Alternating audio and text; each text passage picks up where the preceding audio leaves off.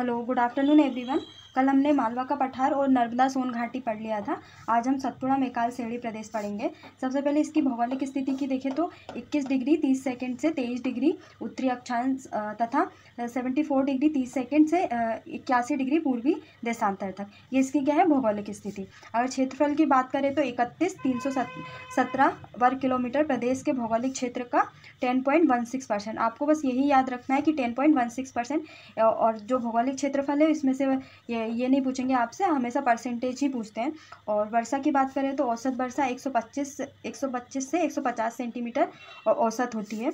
और सर्वाधिक वर्षा की बात करें तो 199 सेंटीमीटर कहाँ पे होती है सर्वाधिक वर्षा पचमढ़ी में। और मैंने आपको सबसे कम वर्षा का बता ही दिया था, भिंड में होती है 55 सेंटीमीटर लगभग, है ना वर्षा। और अगर मिट्टी की बात करें तो सतपुड़ा मेकाल श्रेणी के अंतर्गत छिछली काली मिट्टी व लेटेराइट मिट्टी की अधिकता पाई जाती है ना। और अगर सतपुड़ा मेकाल श्रेणी के निर्माण की बात करें तो इसका निर्माण दक्कन ट्रेप की चट्टानों के साथ साथ धारवाड़ क्रम की चट्टानों से भी हुआ। मैंने आपको चट्टानों में ये सब धारवाड़ की चट्टानें और दक्कन ट्रेप की चट्टानें ये सब आपको पहले ही पढ़ा दिया है ना। जलवायु की बात करें तो जलवायु ग्रीष्म ऋतु में साधारण गर्मी पड़ती है और शीत ऋतु में अधिक ठंड पड़ती है ना।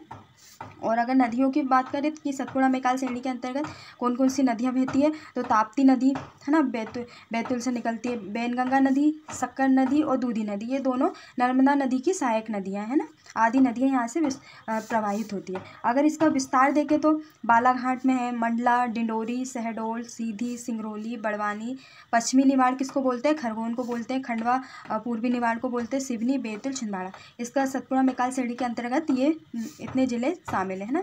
और औसत ऊंचाई की बात करें तो 1067 मीटर है और औसत है ये, इससे ज़्यादा भी हो सकती है। और मध्य प्रदेश की सबसे ऊंची चोटी धूपगढ़ जो कि 1350 मीटर है, जो महादेव पहाड़ी में स्थित है। ये भी किसके अंतर्गत आती है, सतपुड़ा मेकाल श्रेणी के अंतर्गत। कौन सी, मध्य प्रदेश की सबसे ऊंची चोटी धूपगढ़ 1350। सतपुड़ा मेकाल श्रेणी खनिजों की दृष्टि से भी संपन्न है। यहाँ पर खनिज भी मुख्य रूप से पाए जाते हैं। प्रमुख खनिज और उनके क्षेत्र देख लेते हैं। सबसे पहले मैग्नीज कहाँ पे, मुख्य रूप से बालाघाट और छिंदवाड़ा। इसके अलावा भी झाबुआ है, जबलपुर है और यहाँ पर भी पाए जाते हैं, पर मुख्य रूप से कहाँ पर पाया जाता है, बालाघाट, छिंदवाड़ा। और कोयला बैतूल के पत्थर खेड़ा में मुख्य रूप से, ये मैं आपको मुख्य रूप से बता रही हूँ, बाकी तो और कहीं और भी इसके जैसे सबसे ज़्यादा कोयला सबसे बड़ा क्षेत्र, ये मैं आपको खनिज के अंतर्गत पढ़ाऊंगी, पर मैं आपको बता देती हूँ सुहागपुर जो कि सबसे बड़ा कोयला क्षेत्र है, शहडोल के अंतर्गत आता है ना। और सबसे छोटा कौन सा है, उमरिया है ना। सबसे छोटा कोयला क्षेत्र उमरिया है और सबसे बड़ा कोयला क्षेत्र शहडोल है, सोहागपुर, शहडोल। और तांबा कहाँ पे, बालाघाट का मलाजखंड, विशेष रूप से मलाजखंड इसके लिए प्रसिद्ध है। और बॉक्साइट कहाँ पे, शहडोल में भी है, बालाघाट में से भी और मंडला। और अगर लोहे की बात करें तो बालाघाट में। सतपुड़ा मेकाल श्रेणी को 3 भागों में विभाजित किया गया है, जिसके अंतर्गत सबसे पहले पश्चिमी सतपुड़ा श्रेणी जिसको राजपीपला श्रेणी भी बोलते हैं, पूर्वी सतपुड़ा श्रेणी जिसको महादेव श्रेणी बोलते हैं, जिसके अंतर्गत धूपगढ़ चोटी मध्य प्रदेश की सबसे ऊंची चोटी इसी के अंतर्गत स्थित है, और मेकाल श्रेणी। हम एक एक करके इसको पढ़ते हैं। पश्चिमी सतपुड़ा श्रेणी जिसको राजपीपला श्रेणी भी बोलते हैं, यह गुजरात तथा मध्य प्रदेश के पश्चिमी भाग से बुरहानपुर दर्रे तक जाती है ना। पश्चिमी जिले में हम देख लेंगे खंडवा, खरगोन है ना, और बुरहानपुर दर्रे तक जाती है। पश्चिम से पूर्व अगर श्रेणियों का विस्तार देखें पश्चिमी सतपुड़ा श्रेणी के अंतर्गत, सबसे पहले राजपीपला की पहाड़ी आ जाएगी, उसके बाद अखरानी की पहाड़ी आ जाएगी, फिर बड़वानी की, और उसके बाद बीजागढ़ तथा असीरगढ़ की पहाड़ी इसी भाग के अंतर्गत है। आपको ये जो सीक्वेंस है वो पश्चिम से पूर्व देखना पड़ेगा, क्योंकि एग्जाम में ये भी पूछ सकते हैं कि पश्चिम से पूर्व का विस्तार बताइए, तो आपको ये राजपीपला श्रेणी दे देंगे या बड़वानी की श्रेणी दे देंगे या असीरगढ़ की पहाड़ियाँ दे देंगे, इसलिए आपको ये सीक्वेंस याद रखना बहुत ज़रूरी। बाकी इसकी जो ऊंचाई है वो इतना अच्छे मतलब पूछते नहीं है, आप बाकी जो इसका सीक्वेंस है वो याद रख लीजिए। यहाँ से ताप्ती नदी निकलती है। ताप्ती नदी कहाँ से निकलती है, बैतूल से। पूर्वी सतपुड़ा श्रेणी जिसको महादेव श्रेणी भी बोलते हैं, इसमें ग्वालीगढ़ श्रेणी, बैतूल व छिंदवाड़ा के पठार इसी के अंतर्गत सम्मिलित है ना।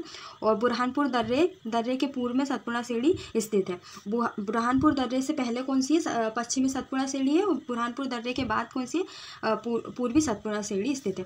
यहाँ महादेव पर्वत है जिस पर धूपगढ़ चोटी जो कि मध्य प्रदेश की सबसे ऊंची चोटी है, 1350 मीटर मध्य प्रदेश की सबसे ऊंची चोटी स्थित है ना, किसके अंतर्गत, महादेव श्रेणी के अंतर्गत। क्योंकि ये भी पूछ सकते हैं कि धूपगढ़ चोटी कौन सी श्रेणी के अंतर्गत है, तो महादेव श्रेणी।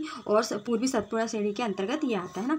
और तीसरा है मैकाल श्रेणी, यह मध्य प्रदेश के पूर्वी भाग में उत्तर से दक्षिण दिशा में अर्धचंद्राकार समूह में विस्तृत है। मतलब जो इसका जो आकार है वो क्या है, अर्धचंद्राकार। यहाँ अमरकंटक क्षेत्र में नर्मदा, सोन, जोहिला और नदियों का उद्गम स्थल है। जो अमरकंटक है वो कहाँ पे, अनूपपुर में, वहाँ से नर्मदा, सोन और जोहिला नदी, तीनों नदियों का उद्गम है। इसलिए अमरकंटक को अपकेंद्रीय भी बोलते हैं ना, अपकेंद्रिक भी बोलते हैं। इसके धरातल पर लेटेराइट मृदा पाई जाती है। मैंने आपको पहले ही बताया था कि यहाँ पे मृदा कौन कौन सी पाई जाती है, एक तो छिछली काली और लेटेराइट मृदा पाई जाती है। मैकाल श्रेणी के उत्तरी भाग का जल संग्रहण किसके द्वारा होता है, नर्मदा नदी द्वारा। और दक्षिणी भाग का जल संग्रहण ये किसके द्वारा होता है, बेनगंगा नदी द्वारा होता है ना। मतलब जल कहाँ इकट्ठा होता है उसी को जल संग्रहण बोलते हैं। तो उत्तरी भाग का कहाँ पे, नर्मदा नदी में होता है, और दक्षिणी भाग का कहाँ पे होता है, बेनगंगा नदी में, है ना। और इसके बाद ये दूसरा हम पढ़ते हैं पूर्वी पठार या बघेलखंड का पठार, ये हमारा लास्ट है ना। इसकी स्थिति देख लेते हैं तो 23 डिग्री 40 सेकंड से 24 डिग्री 35 सेकंड उत्तरी अक्षांश तथा 80 डिग्री 5 सेकंड से 82 डिग्री 35 सेकंड पूर्वी देशांतर तक इसका विस्तार है ना।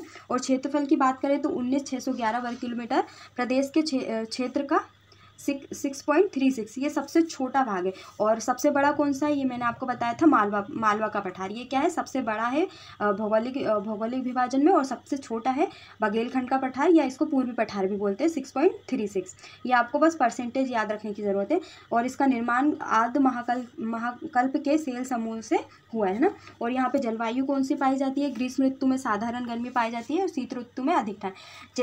जैसी जलवायु सतपुड़ा मैकाल श्रेणी के अंतर्गत पाई जाती है, वैसी ही जलवायु पूर्वी पठार या बघेलखंड के पठार के अंतर्गत पाई जाती है। और अगर वर्षा की बात करें तो औसत वर्षा कितनी होती है, 125 सेंटीमीटर होती है।